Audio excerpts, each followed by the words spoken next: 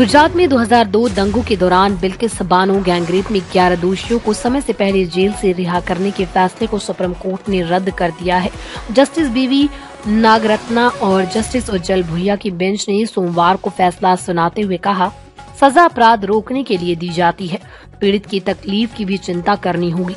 Bench ने कहा, गुजरात सरकार को रिहाई का फैसला लेने का कोई अधिकार नहीं है, वो दोषियों को कैसे माफ कर सकती है। सुनवाई महाराष्ट्र में हुई है तो रिहाई पर फैसला भी वहीं की सरकार करेगी। जिस राज्य में अपराधी पर मुकदमा चलाया जाता है और सजा सुनाई जाती है, उसी को दोषियों की माफी याचिका पर फैसला लेने का अधिकार है। दरअसल बिल्किस बानो ने गैंगरेप के 11 दोषियों की रिहाई के लिए 30 नवंबर 2022 में सुप्रीम कोर्ट में 2 याचिकाएं दाखिल की।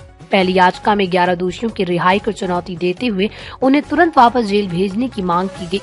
दूसरी याचिका में सुप्रीम कोर्ट के मई में दिया आदेश पर विचार करने की मांग की गई। कोर्ट ने कहा था कि दोषियों की रिहाई पर फैसला गुजरात सरकार करेगी। बिल्किस ने कहा कि जब केस का ट्रायल महाराष्ट्र में चला था, फिर गुजरात सरकार फैसला कैसे ले सकती है। केस के सभी 11 दोषी 15 अगस्त 2022 को आजादी के अमृत महोत्सव के तहत रिहा कर दिए गए थे। दंगों के दौरान 5 महीने की गर्भवती थी बिल्किस। गुजरात में गोधरा कांड के बाद 3 मार्च 2002 को दंगे भड़के थे। दंगों के दौरान दाहोद जिले के लिमखेड़ा तालुका में रणधिकपुर गांव में उग्र भीड़ बिल्किस बानो के घर में घुस गई। दंगाइयों से बचने के लिए बिल्किस अपने परिवार के साथ एक खेत में छिपी थी। तब बिल्किस की उम्र 21 साल थी और वो 5 महीने की गर्भवती थी। दंगाइयों ने बिल्किस का गैंगरेप किया, उनकी मां और 3 और महिलाओं का भी रेप किया गया। इस हमले में उनके परिवार के 17 सदस्यों में से 7 लोगों की हत्या कर दी गई। 6 लोग लापता पाए गए जो कभी नहीं मिले।